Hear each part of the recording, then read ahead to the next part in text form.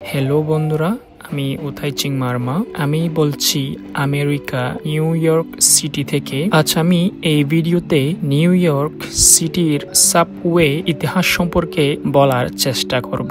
New York city subway কখন, কিভাবে এবং কারা তৈরি করেছিলেন এই সম্পর্কে জানানোর চেষ্টা করছি। চলো দেরি না করে শুরু করা যাক। এই নিউ ইয়র্ক সিটির সাবওয়ে তৈরি হয়েছিল বিশাল পরিশ্রম এবং উন্নত প্রযুক্তির ব্যবহার করে। এটি নির্মাণের কাজ শুরু হয়েছিল 1900 সালে। সাবওয়ে টানেল এবং স্টেশনগুলো খনন করার জন্য ডাইনামাইট এবং টানেল বোরিং মেশিন ব্যবহার করা হয়েছিল। তখনকার নিউ ইয়র্ক সিটির সাবওয়ে নির্মাণের সময় শ্রমিকদের প্রতিদিনের বেতন ছিল প্রায় $1.50 থেকে $2.50। সেই সময়ের জন্য এটি ছিল একটি একদম সাধারণ বেতন, তবে কাজটি খুব কঠিন এবং বিপজ্জনক ছিল। প্রায় 7,000 শ্রমিক প্রতিদিন এই প্রকল্পে কাজ করতেন। তাদের মধ্যে অনেকেই ছিলেন ইউরোপ এবং এশিয়া থেকে আসা অভিবাসী, যারা টানেল খনন করত এবং কংক্রিট ঢালা,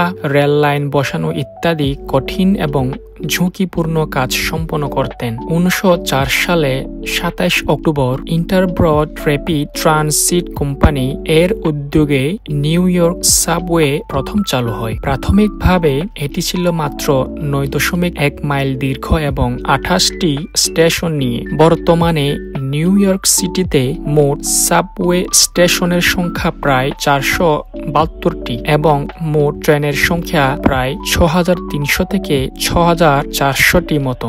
বর্তমানে নিউ ইয়র্ক সিটির জনসংখ্যা প্রায় 8.26 মিলিয়নের মানুষের বসবাস।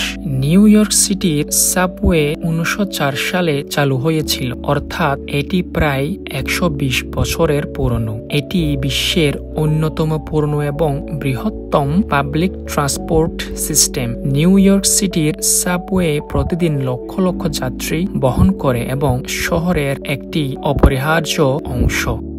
আজকের জন্য এইটুকু। দেখা হবে পরবর্তী ভিডিওতে। সবাইকে ধন্যবাদ।